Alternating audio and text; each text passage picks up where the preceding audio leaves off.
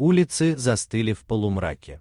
Ветер лениво развевает мусор на пустой тротуар, а фонари в сумерках отражают пыль, словно светлячки. И вот там, под последним дощатым козырьком, улягся он, старый пес с выпавшим мехом, покрытый пылью и воспоминаниями. Он ждал уже 314 дней. Коготок на асфальте, тихий, усталый взгляд, и сердце каждого человека сжималось. Он все еще ждет, это были первые 30 секунд, и уже невозможно было пройти мимо. В самом начале видео, когда ты увидел его, мгновение стало моментом, когда ты понял, история не про пса. История про верность, про надежду, про ребенка, который однажды сказал ему: «Хочешь со мной? Но давай по порядку». Был у него дом, теплый, пахнущий печеной картошкой и бумагами, где кто-то читал газету за утренним кофе, а ребенок смеялась от радости, глядя на пса и кота. Это было давно. Его сердце помнит запахи. Каждый выдох ветром сегодня — эхо дома. И он прожил целых 314 дней, стоя, садясь, ложась под тем же козырьком и не сводя глаз с ворот.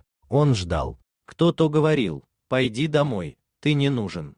Но он там и есть, в своем месте. И не ушел, потому что не хотел оставить память. Каждый вечер он встречал закат с надеждой, что вот именно в этот вечер снова увидит ту улыбку, тот голос.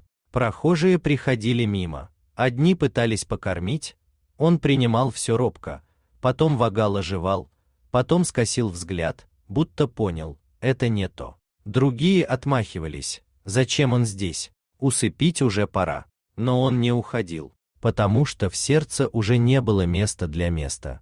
Там осталась только память. А память — это дом. Теперь представь.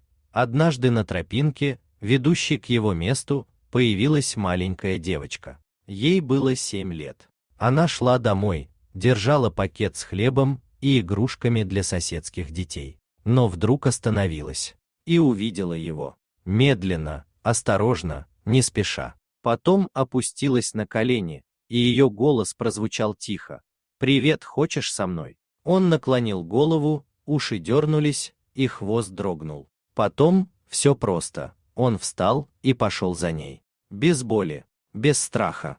С ветром, который внезапно стал теплее, и воздухом, который запел о доме. Она отвела его домой, старый щенок в крылечке. Поставила миску, он осторожно стал есть. Девочка назвала его друг. Потому что друга называют не за красивую шерсть, а за то, что не упустили. Поначалу он спал у дверей, потом на ковре, потом обнял ее лапой ночью, когда услышал громкий шум, и понял, что нашел семью. С каждым днем он оживал. Ему натирали раны, чесали старые шрамы, пели песни, чистили уши. Но главное, он снова улыбался глазами. Когда взрослая мамочка с ребенком на руках проходила мимо, он тихо рычал охранно: ведь Ян, он теперь не просто пес на улице, он опора. В один солнечный день девочка взяла игрушечного медвежонка, встала рядом с ним и сказала: «Дружок, теперь ты не один. Никогда не один». Он посмотрел на нее, тихо лизнул по руке. И это был первый раз, когда он понял, каково быть не просто выжившим, а любимым. Прошло полгода с того дня. Он вырос, не физически, но как собака поняла, что главное в жизни — это быть рядом. Он смотрит на девочку, когда она рисует, и лизнет бумагу, когда она смеется.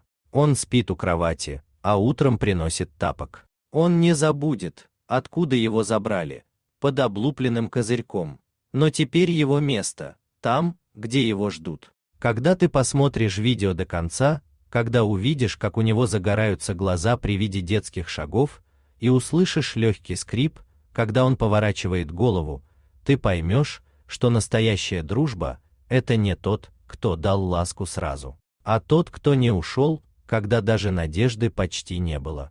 Если ты плакал — нормально. Если ты улыбался — прекрасно.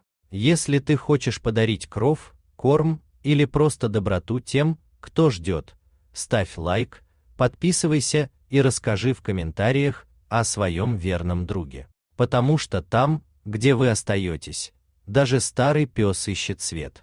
Но когда вы приходите, свет становится домом.